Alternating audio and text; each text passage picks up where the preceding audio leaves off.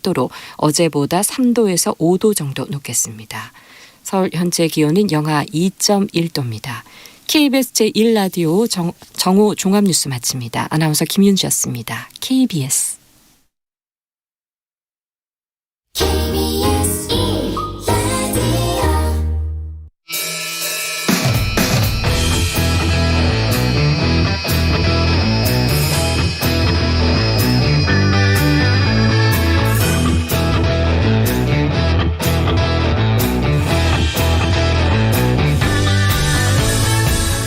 주말 시사의 중심, 정관용의 시사본부.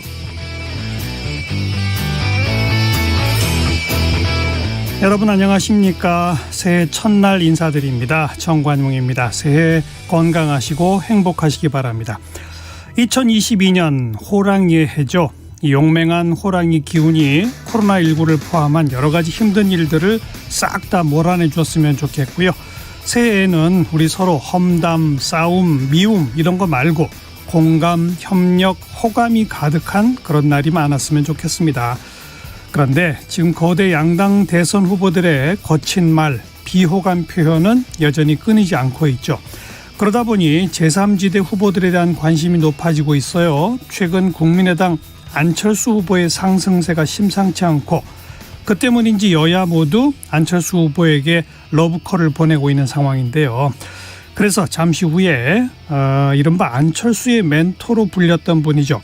이번에 국민의힘 중앙선거대책위원회 공동선대위원장으로 합류한 김민전 경희대 후마니타스 칼리지 교수를 직접 스튜디오에 초대해서 자세한 이야기 나눠보겠습니다. 정관용의 시사본부 토요일 순서 시작합니다. 먼저 도로공사 연결해서 고속도로 상황 알아보죠. 이지은 씨. 네, 이 시각 고속도로는 새해를 맞이하면서 해돋이를 보고 돌아오는 차량은 물론이고 나들이 차량까지 겹치면서 교통량이 늘었습니다. 게다가 사고도 있어서 더욱 주의가 필요한데요. 충청권에서는 당진 대전선 당진 방향으로 세종터널 부근 1차로에서 사고 처리하면서 주변으로 4km 구간 밀립니다. 터널 부근에서 사고가 난 만큼 2차 사고 발생하지 않도록 유의하시기 바랍니다. 서해안선 목포 방향으로는 경기권에서 충청권으로 진입하기가 어렵습니다. 서평택부터 서해대교까지 8km 구간 막히면서 시간적인 여유 필요해 보이고요. 경부선은 부산 방향으로 충청 지역인 주감휴게소와 천안 부근에서 4-5km 정도 막히고 반대 서울 쪽으로는 수원 신갈과 양재 부근에서 답답합니다. 영동선도 양방향으로 정체가 살펴집니다. 특히 인천을 향하는 차가 조금 더 많은데요. 강원권에서만 총 21km 정도 막히는데 그중 대관령 부근에서 진부 2터널 통과가 가장 어렵습니다. 반대 강릉 쪽으로는 경기권인 마성터널 부근, 더 가서 강원권에서는 원주 부근에서 속도가 떨어집니다. 끝으로 중앙선 춘천 쪽으로는 영남권 정체도 살펴지는데요. 칠곡 부근에서 한 번에 10km 정도 막히면서 특히 지나기 어렵습니다. 지금까지 한국도로공사 교통센터 이지은이었습니다.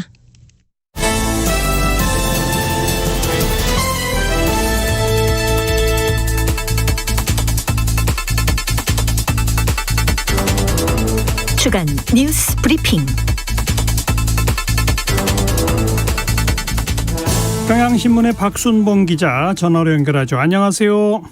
네, 안녕하세요. 네, 새해 복 많이 받으세요. 네, 새해 복 많이 받으세요. 네, 먼저 코로나19 확진자 상황 좀 짚어보죠. 네, 오늘 신규 확진자는 4,416명이었고요. 어제는 4,875명이었거든요. 그것보다 459명 줄어든 수치입니다. 그러네요. 네, 그리고 이틀 연속 4,000명대가 나온 거고요.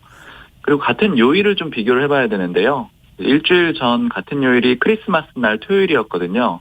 그때 5,840명이었습니다. 그러니까 같은 요일로 비교해봐도 한 주 만에 1,424명 정도 줄어든 그런 수치입니다. 많이 줄었네요. 네. 지난주에 전해드릴 때도 감소세를 보였다 이렇게 말씀을 드렸는데 이번 주도 역시 그 감소세가 유지되고 있는 그런 상황이고요. 정부는 이렇게 확진자가 좀 줄어들게 된 배경으로 두 가지 요인을 꼽고 있습니다. 일단 첫 번째는 3차 접종, 그러니까 부스터샷이 좀 확대되고 있다는 것이고요. 예. 그리고 두 번째는 지난 6일부터 강화한 모임 인원 제한, 그리고 방역 패스 확대, 이런 것들이 좀 효과를 보기 시작했다라고 보고 있는 건데요. 네. 이제 지난 6일이라고 말씀을 드렸잖아요. 지금 사실 현재 적용되고 있는 아주 강화된 조치는 지난 18일부터 시행을 했습니다. 그러니까 4인 이하만 모일 수가 있고 식당 카페는 오후 9시까지만 영업을 하잖아요. 근데 그에 앞서서 지난 6일에는 그러니까 이번 달 초쯤에는 수도권 10명, 비수도권 12명까지 모일 수가 있었는데 이제 각각 4명씩 줄였었거든요. 예. 그 효과가 이제 나타났다라는 거고요. 그렇죠. 네, 그리고 이제 지난 18일부터 적용한 더 강화된 그런 사회적 거리두기 조치는 이제 앞으로 또 적용이 될 것이다. 이게 왜냐하면은 아무래도 어떤 조치를 취했을 때 2, 3주 정도는 시간이 흘러야지 효과가 나타나니까 예. 그렇게 예측을 하고 있는 겁니다. 위중증 환자는 아직 여전히 많은데요. 오늘 1,049명이었습니다. 10일 연속으로 1,000명대예요. 근데 이제 방금 말씀드린 대로 어떤 조치가 취해지고 확진자가 줄어드는 그런 과정처럼 확진자가 줄어들게 되면 위중증 환자도 당연히 따라서 줄어들게 되는데 그렇죠. 아직까지는 그게 반영은 안 됐다라고 보고 있는 겁니다. 예. 그래서 이제 며칠 더 지나면은 위중증 환자도 감소할 것이다 이렇게 정부는 보고 있습니다. 그리고 또 주요한 변수 중에 하나가 오미크론인데요. 이제 오미크론 누적 감염자 숫자가 1,114명. 하루 사이 220명이 급증한 수치입니다. 네. 그런데 방금 얘기한 그 오미크론 때문에 지금은 확진자 숫자가 줄어드는 모양새지만 사회적 거리두기를 이대로 유지한다 하더라도 뭐 1월 중하순 되면은 뭐 10,000명 넘을 거다 이런 예측이 나왔잖아요. 네, 맞습니다. 질병관리청이 의뢰해서 한국과학기술연구원 키스트가 산출한 결과인데요. 질병관리청에서 한 거니까 좀 주목해서 봐야 되는 그런 이 결과겠죠. 예. 일단 한 가지 전제 조건이 있는데 말씀하신 그 부분이에요. 오미크론이 우세 변이가 됐다. 이렇게 가정하고 산출한 결과입니다. 네. 아까 말씀드렸던 1,114명의 감염자 숫자는 누적 숫자거든요. 그러니까 아직까지 우리나라에서는 우세 변이는 아닙니다. 오미크론이. 예. 근데 만약에 오미크론이 지배종이 되게 되면은 말씀하신 현행 거리두기. 핵심적으로는 4명만 모일 수가 있고 카페와 식당이 영업을 9시까지만 밤 9시까지만 할 수 있는 그 조치잖아요. 예. 이걸 유지하더라도 이번 달 하순에 한 1만 명대로 늘어날 것이다. 확진자가 하루 확진자가 예. 그렇게 예측을 하는 거고요. 그리고 영업시간 제한을 조금씩 완화했을 때는 어떨까? 그러니까 예를 들자면은 뭐 1시간을 이 식당이나 카페의 영업시간을 밤 10시로 늘렸을 때는 18,000명대로 불어날 것이다. 1월 말에는 그렇게 예측을 하고 있고요. 예. 반면에 이제 영업시간은 그대로 두고 사적 모임 인원만 지금 현재 4명인데 8명으로 확대한다. 이 경우에는 14,000명대로 늘어날 거다. 이렇게 추산을 하고 있습니다. 네. 둘 다 많이 늘어나기는 하는데 영업시간 제한이 더 강력한 효과를 발휘할 걸로 그렇게 예측을 하고 있는 거고요. 그리고 이 예측 모델은 오미크론 전파율을 반영한 결과인데 키스트가 이제 추정하기로는 오미크론이 델타보다 한 4배 정도 전파율이 강하다 이렇게 보고 계산을 한 겁니다. 이게 이제 오미크론이 지배종이 된다는 전제하에 분석이라고 했지 않습니까? 네. 근데 지금 미국, 유럽 국가들 보면 오미크론 들어오고 한 달 안에 다 지배종이 됐으니까 우리도 그렇게 그렇죠. 될 가능성이 굉장히 크다 이렇게밖에 볼 수 없는 거죠. 맞습니다. 그래서 우리 정부는 일단 사회적 거리두기 강도를 2주간 더 유지한다라고 결정했죠. 대신에 일부 미세 조정이 있죠. 네, 맞습니다. 일단 큰 틀에서는 말씀하신 대로 현행 조치를 유지한다라고 보시면 되고요. 그리고 원래 이제 일정이 2주씩이잖아요. 내일까지 적용이 기존 조치가 됩니다. 예. 이제 새롭게 적용하는 조치는 1월 3일부터 1월 16일 2주로 새로 적용이 되고요. 근데 아까 이제 설명을 하셨던 대로 오미크론에 대비하기 위해서 좀 강력한 조치를 이어나가는 것이다. 이렇게 이해를 하시면 될 것 같습니다. 예. 좀 바뀌는 부분은 이제 식당, 카페 영업 9시까지 그리고 사적 모임 인원 4명 요거는 그대로 유지가 되고요. 바뀌는 거는 영화관하고 공연장 여기는 좀 풀어줬어요. 그러니까 원래 현재는 영업을 밤 10시까지 맞춰야 되거든요. 그런데 예. 영화 같은 경우에는 뭐 거의 시작 시간이 7시 뭐 이런 식으로 될 거 아니에요. 그렇죠. 이거를 입장을 밤 9시까지 하고 자정 이전에 마칠 수 있도록 기준을 완화를 했습니다. 네. 그러니까 쉽게 말하면 영업 종료 시간이 자정 이전이다. 이런 정도로 보시면 될 것 같아요. 예. 이게 좀 완화된 조치고요. 반면에 강화된 조치도 있는데 방역 패스를 좀 확대했습니다. 1월 10일부터 면적이 3,000제곱미터 이상인 백화점, 대형마트, 쇼핑몰 이런 곳에는 방역 패스를 적용하기로 했는데요. 예. 이런 이 대형몰 같은 경우에는 식당, 카페처럼 미접종자 1명의 단독 방문도 허용하지 않아요. 그러니까 식당, 카페는 지금 혼밥은 해야 되니까 예. 허용을 하고 있잖아요. 근데 이것도 대형몰에서는 안 된다라는 겁니다. 혼자 못 들어간다. 맞습니다. 근데 다만 미접종자라고 해서 다 안 되는 건 아니고 이제 방역 패스의 의미라는 게 음성 확인을 해도 되는 거잖아요. 그렇죠. 이제 PCR 음성 확인서를 제출하거나 아니면 예외 사항들도 있습니다. 18세 이하라던가 아니면 완치자 또 어떤 질병으로 인해서 접촉 못하시는 분들 그런 예외자들 같은 경우에는 입장이 가능합니다. 대신 그거를 증명을 해야 돼요. 예. 그리고 이제 1월 10일부터 16일까지 첫 주는 계도 기간이고요. 이때 위반하더라도 벌금은 안 냅니다. 근데 그 다음 주부터는 바로 적용이 되는데 사업주는 1차 위반하면 150만 원, 그리고 2차 위반하면 300만 원의 벌금이 부과가 되고요. 이용자는 10만 원 과태료가 부과가 됩니다. 그리고 또 이제 학부모들이 많이 반발을 했었던 청소년 방역 패스 네. 좀 논란이 됐었는데 원래는 2월 1일부터 적용을 시작하겠다라고 정부가 발표를 했었는데 이거를 한 달 미뤄서 3월 1일 신학기가 이제 시작이 할 때 그때로 미뤘습니다. 알겠습니다. 자, 정치권 소식으로 가서 더불어민주당은 원팀 행보를 계속하고 있네요. 그 이낙연 전 대표도 또 정세균 전 총리도 합류하지 않았습니까? 또 네. 이해찬 전 대표도 적극 지원하고 있죠? 네, 지금 지원하는 발언을 계속 내놓고 있는데요. 대표적인 게 지난 30일, 그제였습니다. 지난달 30일인데 이재명 선거대책위원회가 만든 이재명 어플리케이션이라는 이제 앱이 있습니다. 이게 목표는 유권자들하고 소통도 하고 그런 창구입니다. 여기에다가 뭐 공약 같은 것도 내놓을 수가 있고요. 예. 근데 여기에다가 대전 안의 길목에서 이재명을 만났다라는 글을 이해찬 전 대표가 적어서 지원을 했는데요. 이 글 내용을 좀 전해드리면 2017년 이재명과 2021년의 이재명은 다르다. 갖가지 의혹들로 재판받는 과정에서 잘못된 이미지가 더 씌워졌다. 국민들에게 제대로 평가되지 않았다. 이렇게 표현을 했고요. 예. 그리고 이렇게 더 씌워진 의혹들은 대부분 다 잘못된 허위였지 않았느냐 이런 표현도 썼습니다. 그러면서 윤석열 국민의힘 대선 후보를 비판하기도 했는데요. 네, 주 120시간 노동 발언, 최저임금제 무력화 발언, 이제 요거는 윤석열 후보가 했다고 하는 발언들인데 그렇죠. 이것들을 종합해 보면 윤석열 후보의 사고가 80년대에 머물러 있는 게 아닌가 싶다. 두 후보의 지난 행적과 발언을 종합해 볼 때 미래로 가느냐 과거로 돌아가느냐 이런 선거라고 본다라고 그렇게 표현을 하기도 했습니다. 예. 이제 아까 말씀하신 대로 이낙연 전 민주당 대표가 지금 선대위의 국가비전국민통합위원회 위원장으로 선대위에 합류를 했고요. 그렇죠. 그리고 또 정세균 전 총리는 선대위 후원회장으로 합류를 했습니다. 이제 경쟁 후보들도 도와주고 또 이제 이렇게 그 이해찬 전 대표도 지원해주는 그런 그림인데 예. 아무래도 국민의힘은 지금 윤석열 후보랑 이준석 대표 사이의 갈등이 좀 해결이 안 되고 있거든요. 일종의 대조 효과를 적극적으로 노리겠다 이런 의도로도 해석을 하고 있습니다. 바로 지금 언급한 국민의힘은 윤석열, 이준석 갈등이 해소되지 않고 또 김종인 위원장이 이준석 대표랑 어제 점심을 같이 했지만 별다른 소득이 없었다면서요. 맞습니다.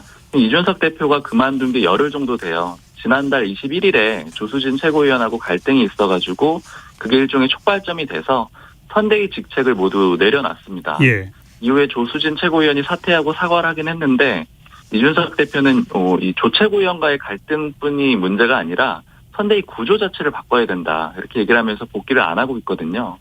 그리고 이어서 선대위 밖에서 계속해서 선대위를 쇄신해야 된다.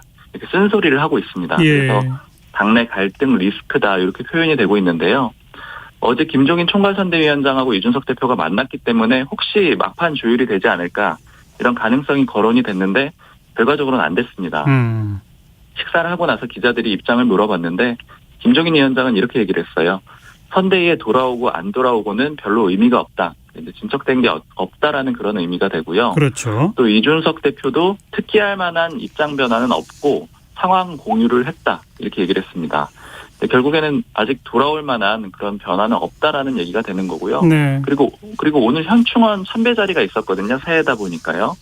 여기에서 이준석 대표랑 윤석열 후보가 만났는데 좀 냉랭한 분위기가 보였고요. 특히 또 기자들이 질문을 했습니다. 이준석 대표한테 윤석열 후보랑 앞으로 만날 계획이 있느냐 이렇게 물어봤는데 딱히 지금으로서는 없다 이렇게 답변을 하기도 했습니다. 예. 지금 이준석 대표가 계속해서 선대위 쇄신을 얘기하고 있기 때문에 선대위가 바뀌어야만 돌아올 수 있는 그런 명분이 생기는 상황이거든요.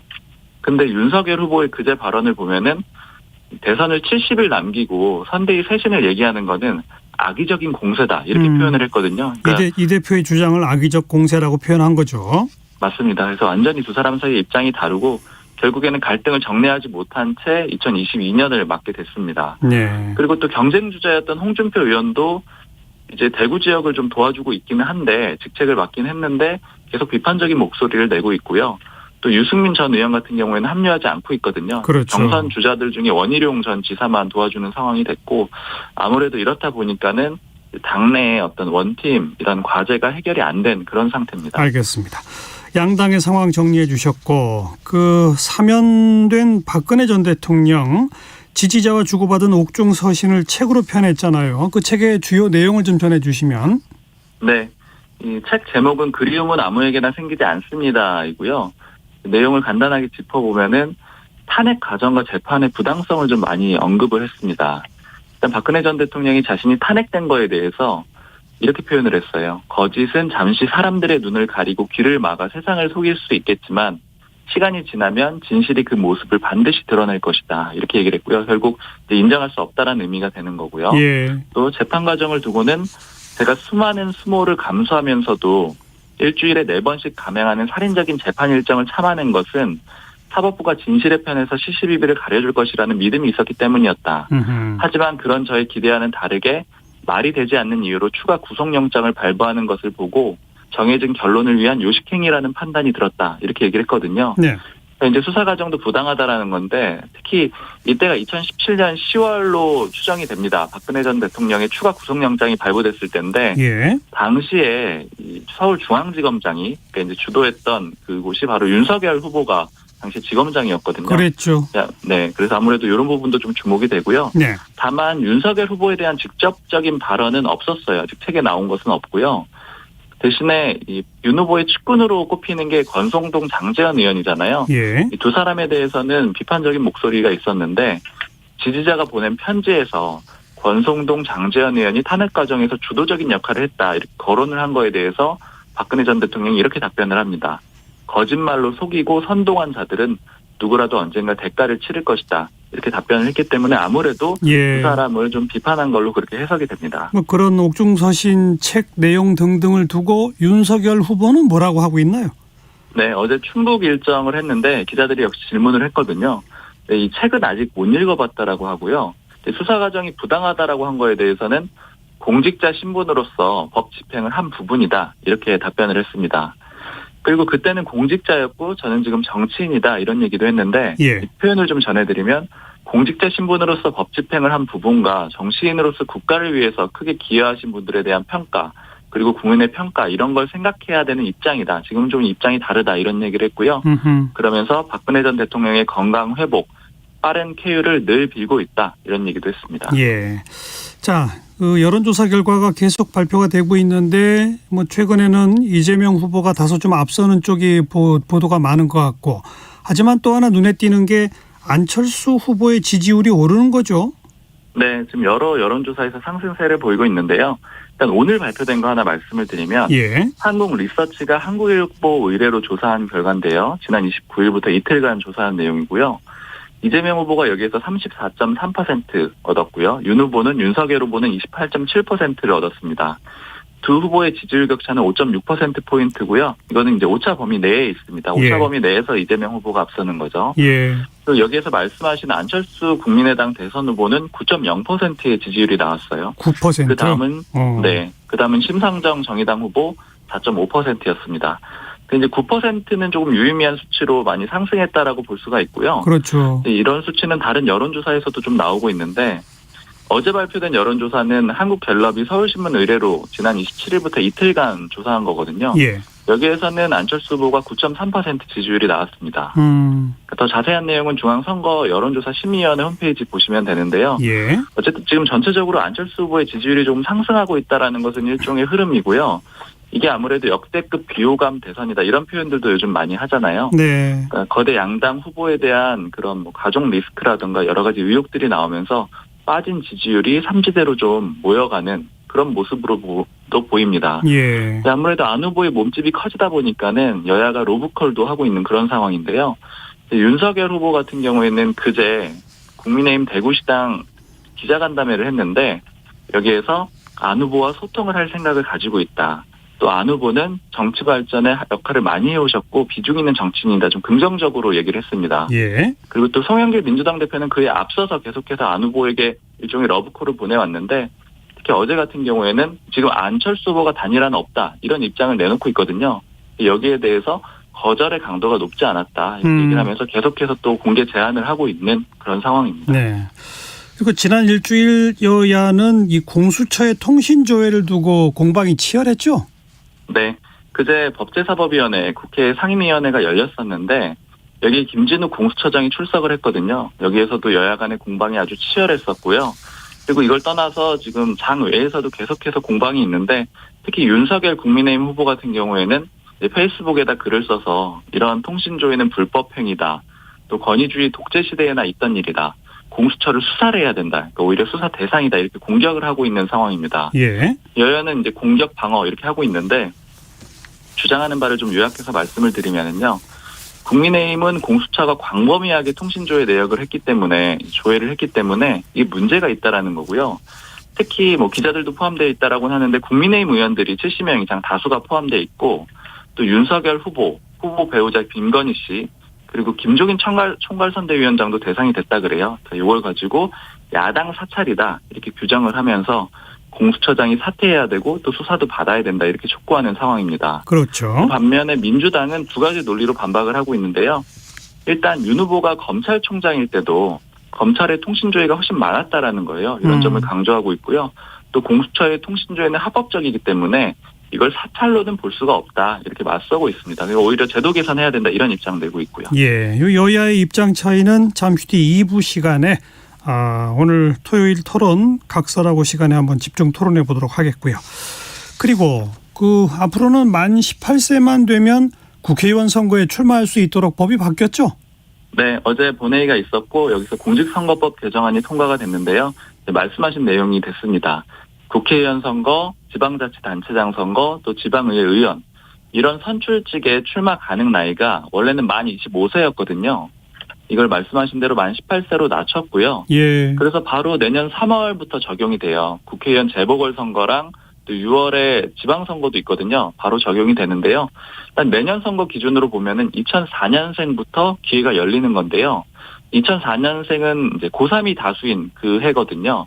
그러니까 이론적으로는 생일이 지난 고3도 국회의원에 출마할 수 있게 되는 겁니다. 그렇죠. 다만 대선은 여전히 만 40세 연령 제한이 그대로인데 이거는 헌법에 규정이 돼 있거든요. 위헌까지 해야 되는 그런 사안이라서 바로 되는 그런 문제는 아닙니다. 알겠습니다. 뉴스 브리핑 오늘 여기까지 하죠. 경향신문 박순봉 기자 수고하셨어요. 감사합니다. 네, 정관용의 시사본부 듣고 계십니다. 12시 32분 지났네요. 기상청 또 교통정보센터 연결해 봅니다. 기상청의 송소진 씨. 아침까지 이어졌던 매서운 추위가 남서쪽에서 불어오는 온화한 바람에 점차 누그러지고 있습니다. 오늘 낮 기온은 어제보다 3도에서 6도 정도 올라서 서울 1도, 대전 3도, 대구 5도, 광주와 강릉 6도 등을 보이겠습니다. 오늘 전국이 대체로 맑다가 차차 구름이 많아지겠습니다. 지금 강원 영동과 경상남북도, 전남 동부 지역에는 건조특보가 발효 중이어서 불조심하셔야겠습니다. 일요일인 내일은 전국 곳곳에 눈 소식이 있습니다. 새벽부터 오전 사이 짧은 시간 동안 내리겠지만 수도권과 강원도를 중심으로 1에서 5cm 정도의 다소 많은 눈이 쌓이는 곳이 있겠고요. 충청도와 전북, 경북 서부 내륙에도 1cm 안팎의 눈이 예상돼 주의하셔야겠습니다. 내일은 추위가 주춤하겠지만 모레 월요일에는 서울의 아침 기온이 영하 8도까지 떨어지는 등 반짝 추울 전망입니다. 현재 서울의 기온은 영하 2.2도입니다. 날씨 정보였습니다. 이어서 이 시각 교통 상황을 KBS 교통정보센터 임초희 씨가 전해드립니다. 네, 이 시각 교통정보입니다. 현재 고속도로는 일출을 보고 돌아오는 차들의 행렬이 긴데요. 강원권과 이어지는 도로 먼저 광주원주고속도로 광주 쪽으로 금사터널 입구 1차로에서 사고가 났습니다. 이어 바로 흥천이포 나들목부터 밀리고요. 서울양양고속도로 서울방향 정체가 가장 긴 구간 이어지고 있는데요. 양양분기점에서 인제터널 쪽으로 18km 구간 길게 막히고 있습니다. 이후 내촌 부근과 화천 3터널부터 북방 1터널 까지도 교통량 늘었고요. 영동고속도로 인천 방향은 대관령 터널 일대와 다시 대관령 부근에서 진부 2터널까지 정체고요. 봉평터널 부근부터 둔내터널까지도 막히고 있습니다. 이제 수도권에서도 정체 시작됐는데요. 둔대분기점에서 반월터널, 월곶분기점에서 제속도 못 내고 있습니다. 현재 충남 아산 탕정면에서 난 화재 사고 소식인데요. 오전 7시 48분경에 난 사고인데 지금 불길은 잡혔지만 아직까지도 검은 연기가 치솟고 찾고 있습니다. 처리 작업이 계속되면서 은복로와 불당로 일대 주변 도로가 많이 혼잡해서 도로 이용에 참고하셔야겠고요. 이 지역에 계신 분들은 연기로 인한 피해 없도록 창문을 꼭 닫아주셔야겠습니다. KBS 교통정보센터에서 임초희였습니다.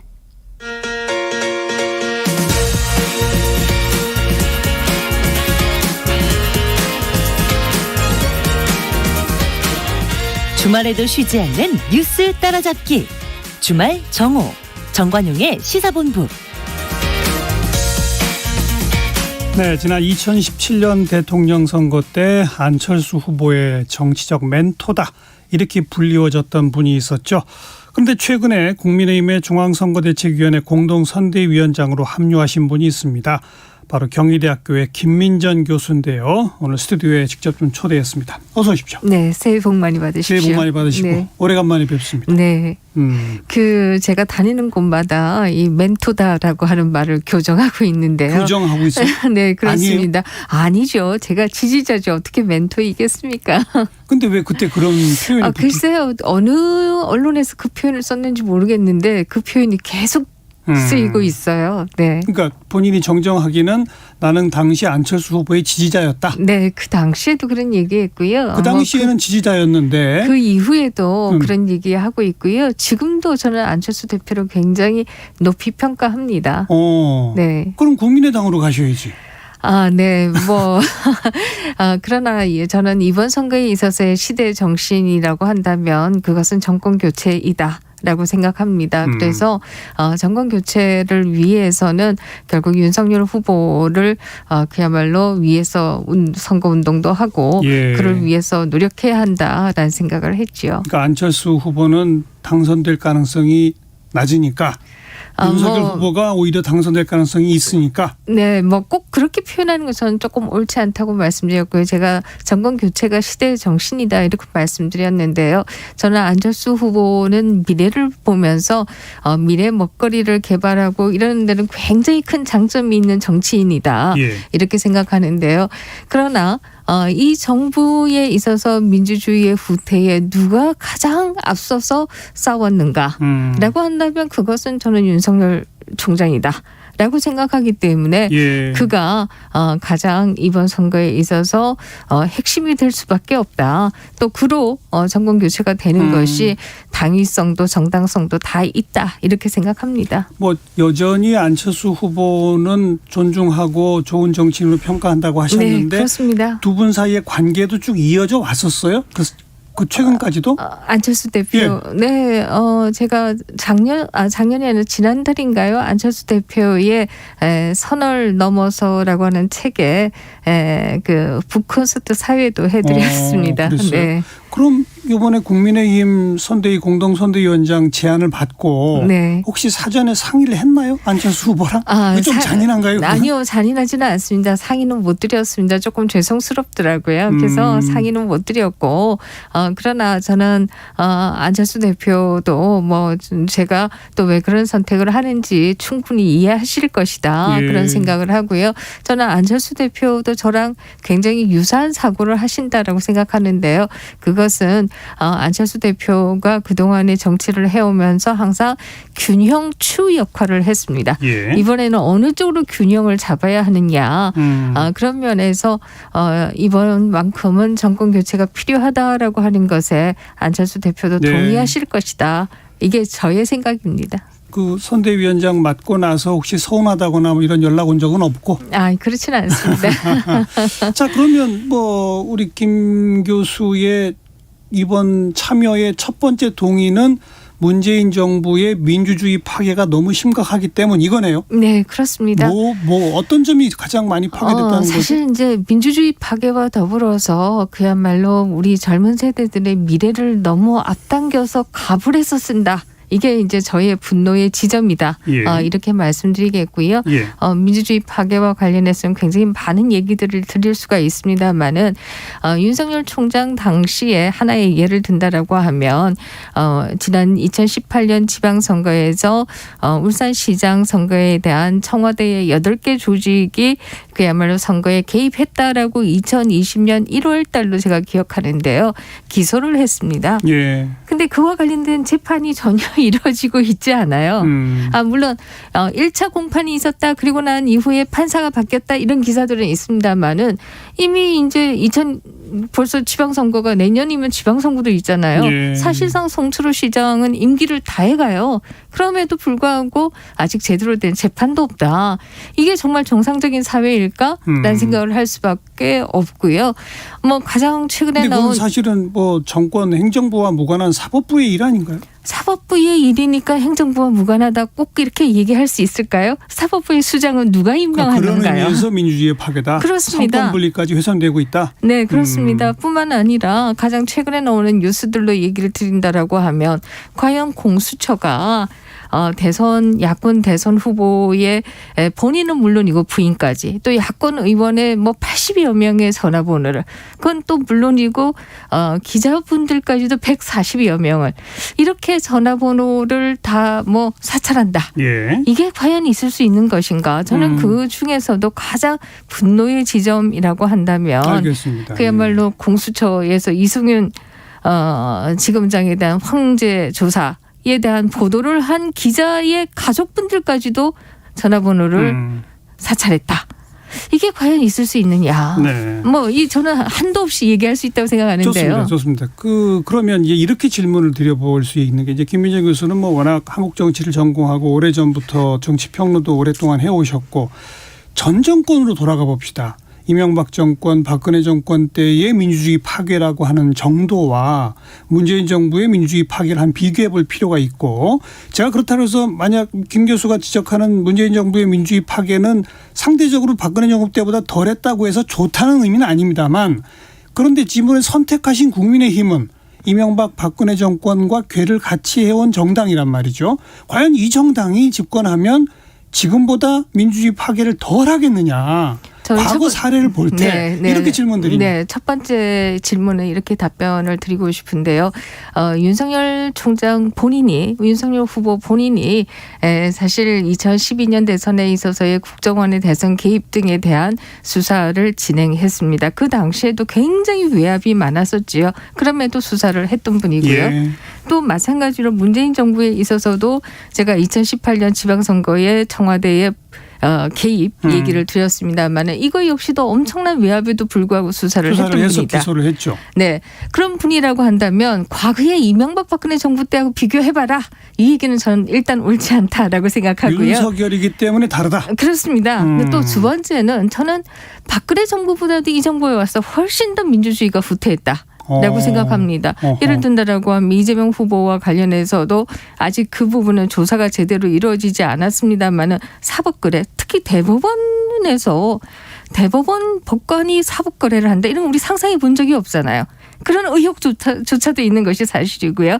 또 제가 이재명 시장이 성남시장을 할 때 제가 성남시에 살았습니다. 판교에 계속 살고 있었거든요. 예. 제가 이재명 지사에게 표를 주기도 하고 그 당시에 성남시장일 당시에 또 뭐 거기에 대해서 안 주기도 하고 이렇게 했었는데요. 두 번의 선거에서.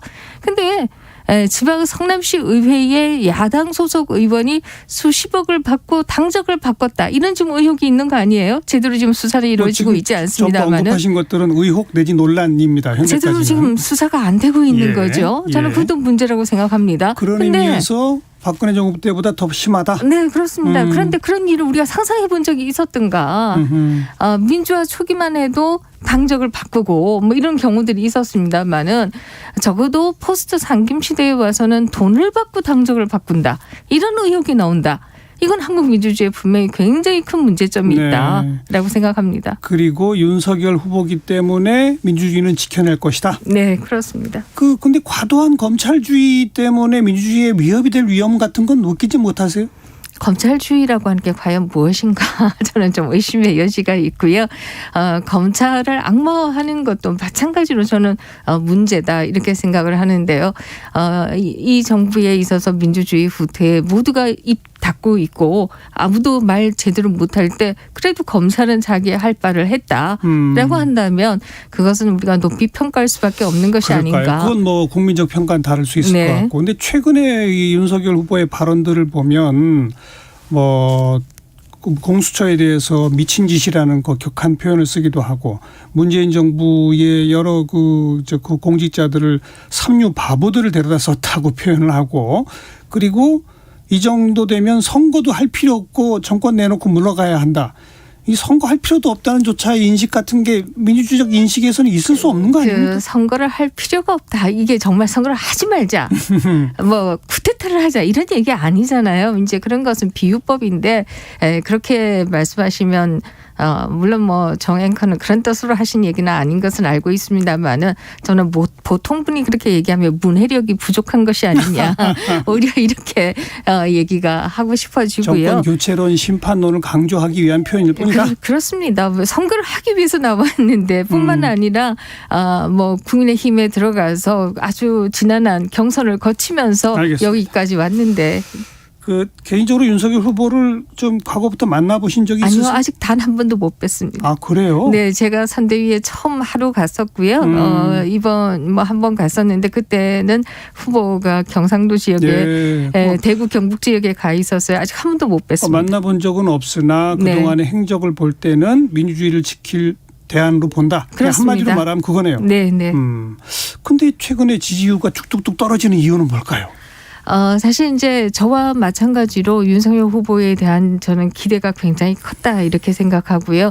거기 반해서 이재명 후보는 그동안에 그야말로 진흙탕을 굴러서 여기까지 오신 분 아니겠습니까? 그러다 보니까 이재명 후보 캠프의 전략은 저는 그렇게 분석 안 했는데 이건 저의 분석입니다. 결국 같이 진흙탕을 구르자라고 하는 게 뭐 전략이 아니었는가.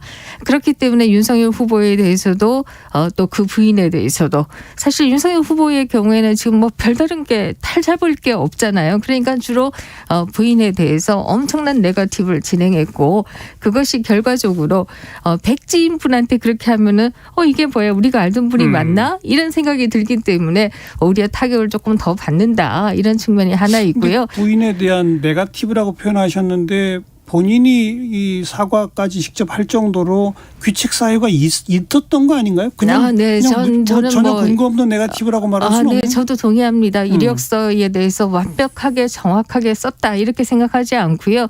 분명히 과장도 있었다. 그리고 부정확한 부분도 있었다 이렇게 생각하는데요. 저는 같은 것은 같게 다른 것은 다르게 평가해야 된다고 생각합니다. 그것이 과연 대장동 의혹만큼 큰 일이냐. 그것이 과연 이재명 후보가 4번씩 전과를 뭐 제가 사실 추적 60분 할 때 이분이 검사 사칭을 해서 제가 추적 60분 사이도 그만뒀었는데요.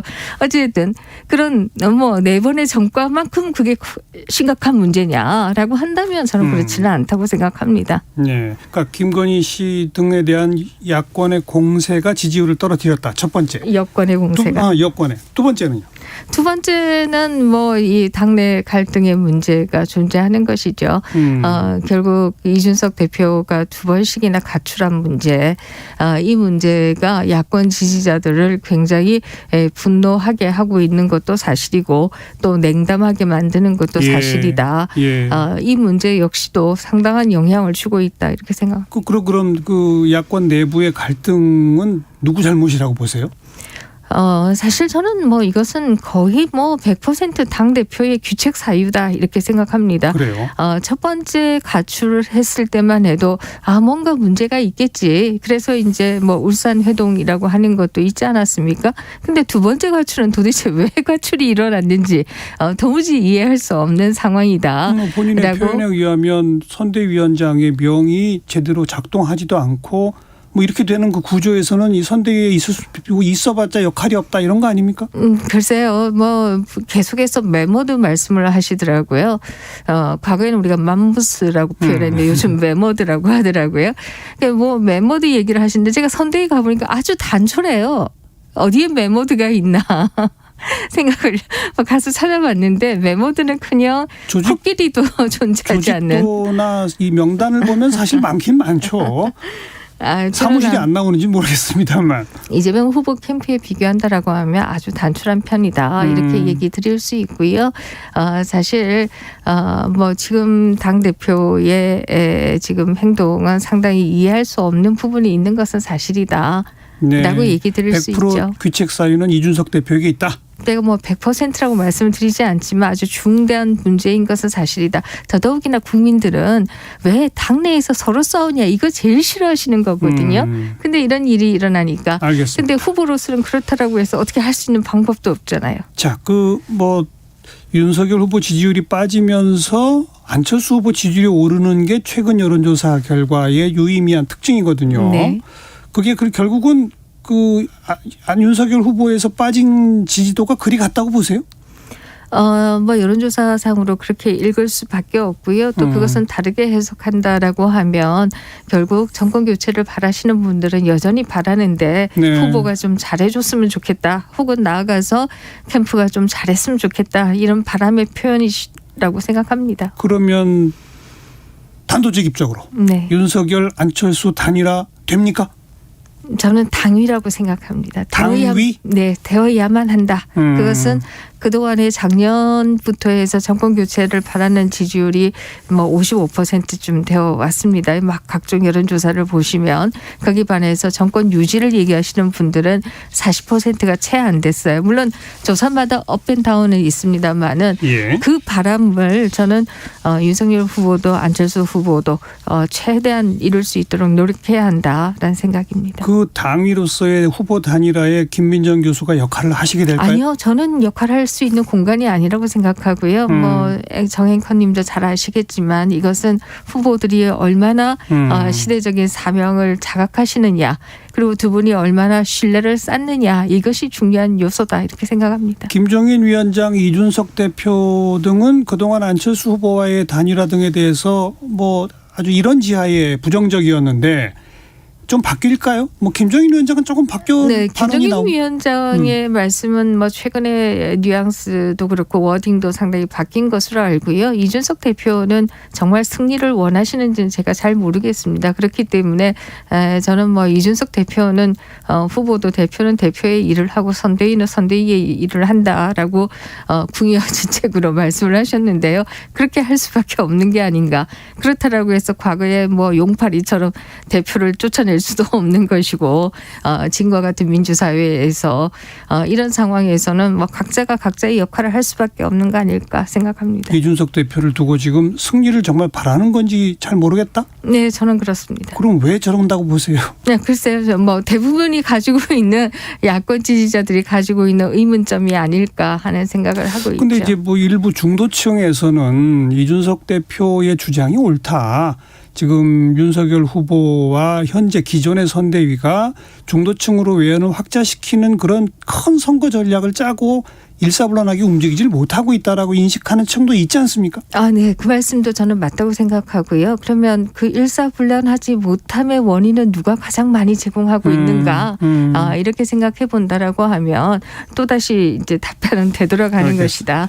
라는 생각이 들죠. 더불어민주당의 송영길 대표가 안철수 후보한테 단일화 얘기하는 거는 어떤 의미라고 보세요? 네. 뭐 송영길 대표 역시도 승리를 위해서는 지금 단독으로는 이재명 지사도 최근 여론조사에서 일부 잘 나오는 조사도 있습니다만은 대부분이 30%대 박스권에 갇혀 있는 것은 사실이거든요. 그렇기 때문에 그에 대한 탈출구가 필요하다 이런 생각을 하실 텐데요. 그러나 2017년 대선 공간에서 과연 안철수 대표에게 어떻게 했는지를 생각한다라고 하면 쉽지 않을 것이다라는 생각합니다. 안철수 후보는 완주할까요? 결국 합류할까요? 저는 완주인 합류가 이루어져야 된다. 그게 뭐예요? 예를 든다라고 하면 예를 들면 2012년 같은 경우에는 정말 완전히 그냥 제로 상태로서 후보 사퇴를 하는 것이지 않았습니까?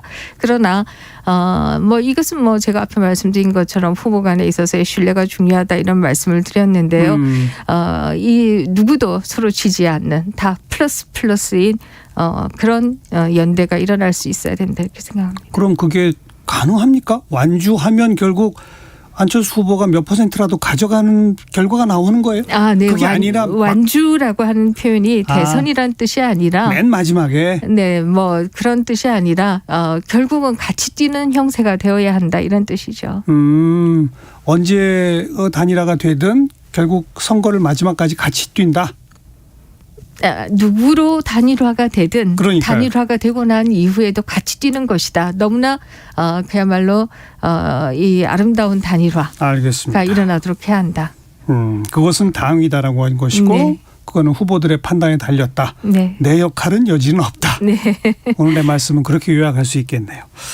자, 국민의힘 선대위 중앙선대위원장으로 합류하신 김민전 교수 함께 만나 이야기 들어봤습니다. 오늘 고맙습니다. 네, 감사합니다. 네, 정관용의 시사본부 1부 마칩니다. 잠시 뒤 2부에 뵙겠습니다.